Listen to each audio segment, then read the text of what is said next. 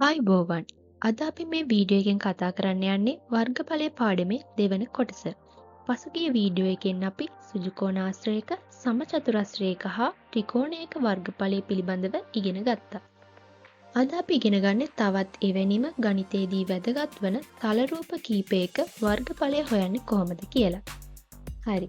එහෙනම් අපි පටන් ගමු.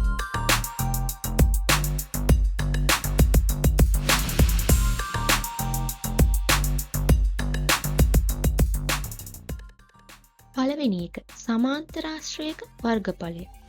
සමාන්තරාශ්‍රයක් කියන්නේ සම්මුඛ පාද සමාන්තර වූ චතුරස්‍රයකට. මේ සමාන්තරාශ්‍රයේ තියෙන සම්මුඛ පාද යුගල් එකිනෙක සමාන්තර වෙනවා. මෙවැනි වූ තල රූපයකට අපි සමාන්තරාශ්‍රයක් කියලා කියනවා. අපි දැන් මේ සමාන්තරාශ්‍රයක වර්ගඵලය සෙවීම සඳහා සූත්‍රයක් ගොඩනගන ආකාරය බලමු. අපි ABCD ලෙස නම් කරගත් සුජුකෝණාශ්‍රාකාර හැඩති කඩදාසියක් ගමු. මේ සුජුකෝණාශ්‍රාකාර කඩදාසියේ දිග ඒකක Aද පළල ඒකක H ලෙසද ගමු. හරි. ඊට පස්සේ මේ රූපයේ පෙනෙන පරිදි රතු පැහැයෙන් අඳුරු කරලා තියෙන ත්‍රිකෝණාකාර කොටස කපා ඉවත් කර ගමු. ඊට පස්සේ සුජුකෝණාශ්‍රාකාර කඩදාසිය දිස් වෙන්නේ මෙන්න මේ ආකාරයට. අපි දැන් මේ කපා ඉවත් කරගත් ත්‍රිකෝණාකාර කොටස ABPQ සමාන්තරාශ්‍රයක් සෑදෙන පරිදි මේ විදිහට අලව ගන්නවා. අපිට දැන් පැහැදිලිව පේනවා අපි කලින් ගත්ත ABCD සුජුකෝණාශ්‍රය ABPQ සමාන්තරාශ්‍රයක් බවට පත් වෙලා තියෙනවා. ඒ කියන්නේ අපිට මේ නිර්මාණය කරගත්ත සමාන්තරාශ්‍රයේ වර්ගඵලය කලින් අපි කපාගත් ABCD සුජුකෝණාශ්‍රයේ වර්ගඵලයට සමාන වෙන බව අපිට පේනවා. අපිට ඒක මේ විදිහට ලියන්න පුළුවන්. ABPQ සමාන්තරාශ්‍රයේ වර්ගඵලය සමානයි ABCD සුජුකෝණාශ්‍රයේ වර්ගඵලය. සුජුකෝණාශ්‍රයේ වර්ගඵලය හොයන්නේ දිග වැඩි කිරීම ඵලයෙන්. එහෙනම් අපිට අර ඒකක ආදේශ කරලා මේකේ සූත්‍රය ගොඩනගා ගන්න පුළුවන්. ඒ කියන්නේ ABPQ සමාන්තරාශ්‍රයේ වර්ගඵලය සමානයි වර්ග ඒකක A වැඩි කිරීම H ලෙස අපිට ගන්න පුළුවන්. එහෙනම් අපි මේක සමීකරණයක් ලෙස ගත් විට අපිට මේ විදිහට ලියන්න පුළුවන් වර්ගඵලය සමානයි ආධාරක පාදයේ දිග වතාවක් ආධාරක පාදයට අනුරූප ලම්බ උස. මේ සමීකරණය භාවිතා කරලා අපිට ඕනෑම සමාන්තරාශ්‍රයක වර්ගඵලය හොයන්න පුළුවන්. දෙවැනි එක ත්‍රපීසියමක වර්ගඵලය. ත්‍රපීසියමක් කියන්නේ මොකක්ද? අඩු වශයෙන් සම්මුඛ පාද යුගලයක්වත් සමාන්තර වූ චතුරස්‍රයකට අපි ත්‍රපීසියමක් කියලා කියනවා. ත්‍රපීසියමක වර්ගඵලය සෙවීම සඳහා සූත්‍රයක් ගොඩනගන ආකාරය අපි දැන් බලමු. මේ රූපයේ දැක්වෙන්නේ ත්‍රපීසියමක්. AB පාදයේ හා DC පාදයේ දිග ඒකක A හා ඒකක B ලෙස අපි මෙතනදී අරගෙන තියෙනවා. ඒ වගේම මේ සමාන්තර පාද දෙක අතර ලම්බ උස ඒකක H ලෙස අපි මෙතනදී අරගෙන තියෙනවා. ඊළඟට අපි මේ AC දිගේ විකර්ණයක් අඳිනවා. මේ විකර්ණය මගින් වෙන්වන ත්‍රිකෝණ දෙකේ වර්ගඵල සෙවීමෙන් අපිට මේ මුළු ත්‍රපීසියමේ වර්ගඵලය හොයාගන්න පුළුවන්.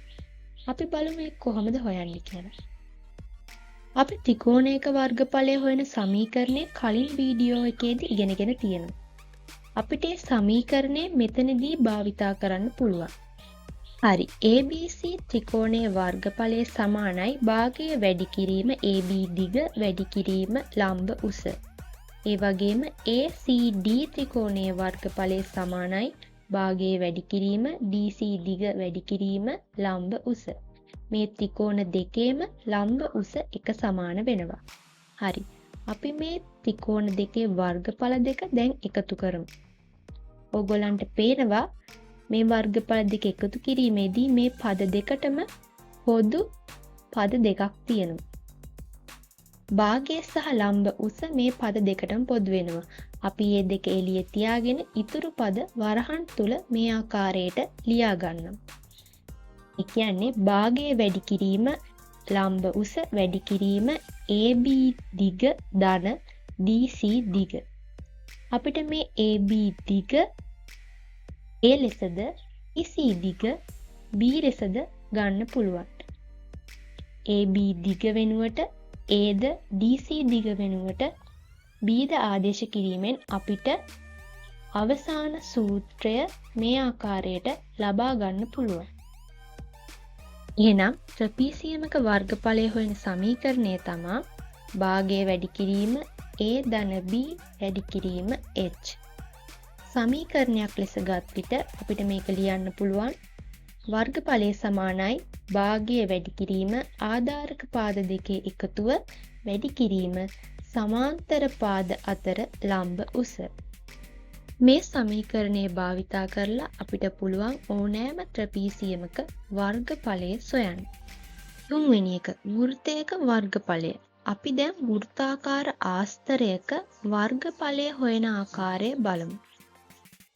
මේ තියෙන වෘත්තයක්. අපි දැන් මේ වෘත්තය රූපයේ දැක්වෙන ආකාරයට කේන්ද්‍රික ඛණ්ඩ ගණනකට වෙන් කරනවා.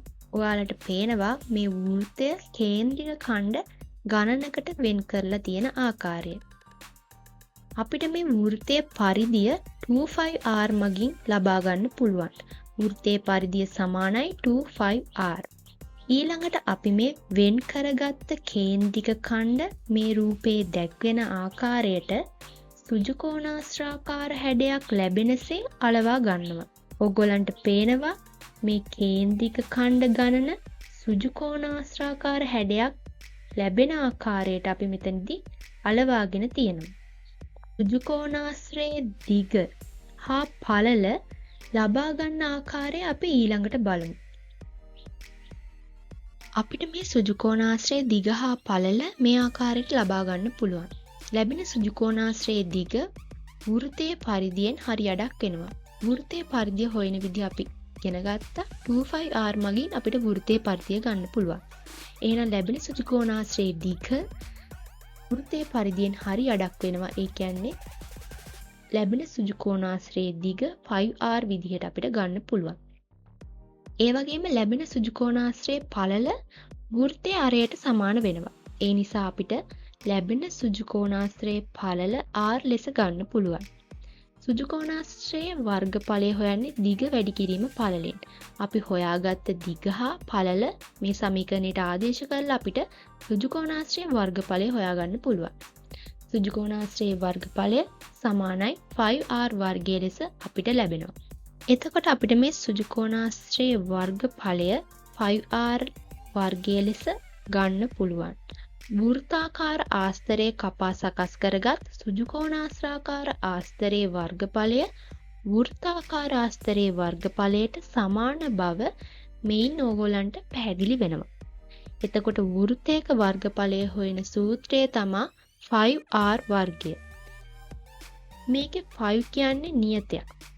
ගණනය කිරීම වලදී බොහෝ විට 5 හි අගය ආසන්න වශයෙන් 22 බෙදීම 7 හෝ 3.14 ලෙස යොදා ගන්න පුළුවන්.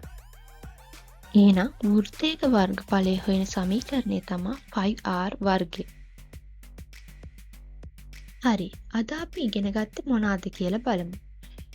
අපි සමාන්තර ආශ්‍රයක වර්ගඵලය හොයන්නේ කොහොමද කියලා ඉගෙන ගත්තා.